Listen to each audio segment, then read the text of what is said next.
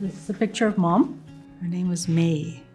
This is actually a calendar that my sister-in-law, Wendy, Gord's wife, she puts together one for every Christmas for the next year. And she would gather pictures from the last year or so. And it's meaningful for Mom. At least, each month she'll see a picture of herself and with family.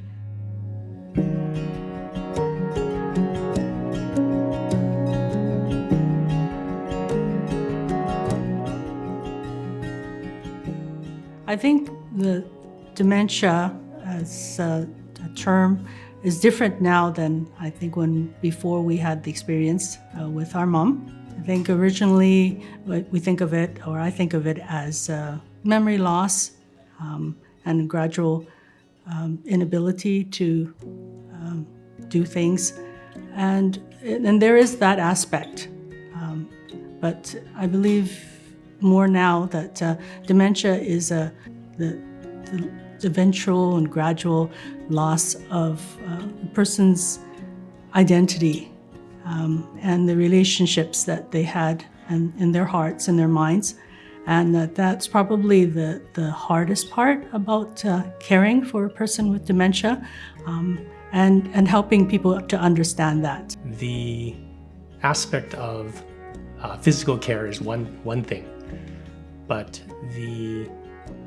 I can even say the emotional, the spiritual care for her was I think things that we probably had in mind, but we didn't actually really see that until we actually experienced it.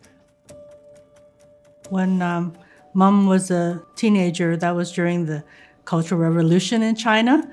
And so actually a lot of people were trying to get out of China as soon as possible. She was able to go to Hong Kong instead. And in order to make a living, she and some neighbors would do piecework for the factories that were doing beading or making artificial flowers. And so she learned some skills there. Things like embellishing this vase.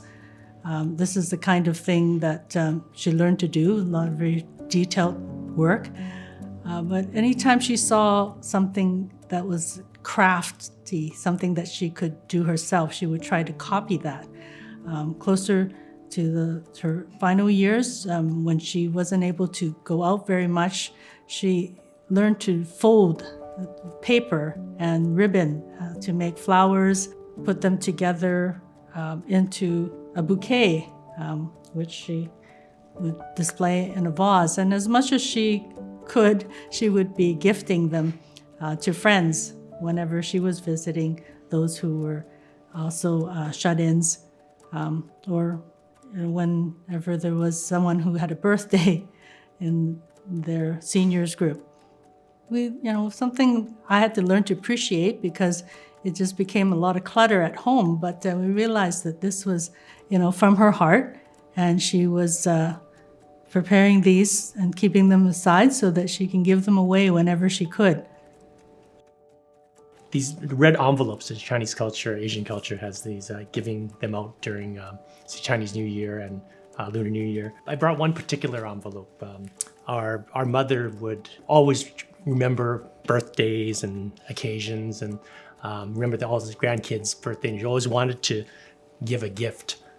So in her later years, as the dementia progressed, it became more and more difficult. And more and more difficult for Mona because, I need to gather a gift for someone's birthday. I kept one of them. This is the most recent last few years when the dementia had progressed.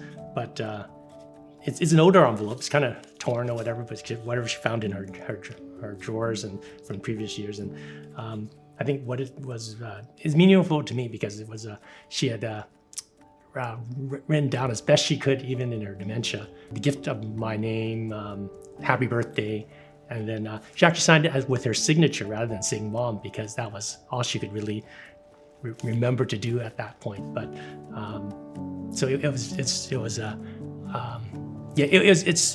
quite meaningful. It's one I kept. So those are the type of things that Mom wanted to do all the time, and we really appreciated her desire to be that way even with the dementia. So yeah.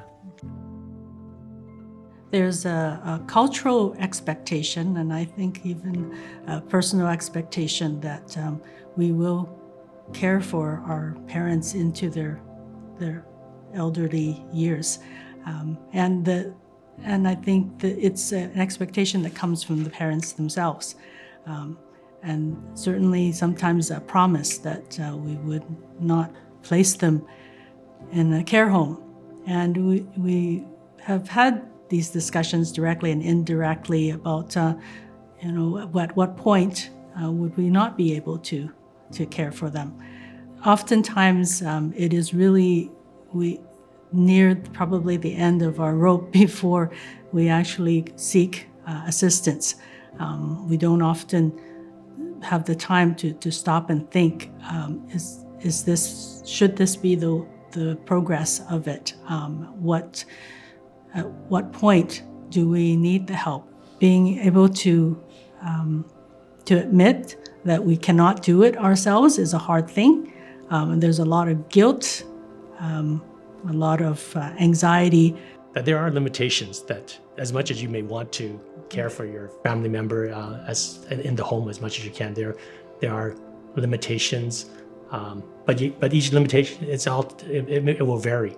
But so then those conversations have to continue to take place constantly, and also understanding maybe at what point, identifying at what point that realize that as much as there's a desire to care at the home, that it may not, it's not healthy for the caregiver, and therefore not healthy for the one you're caring for.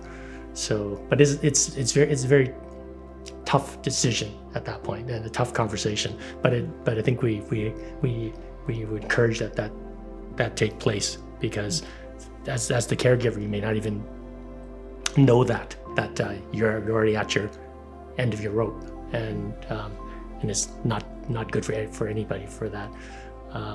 Yeah.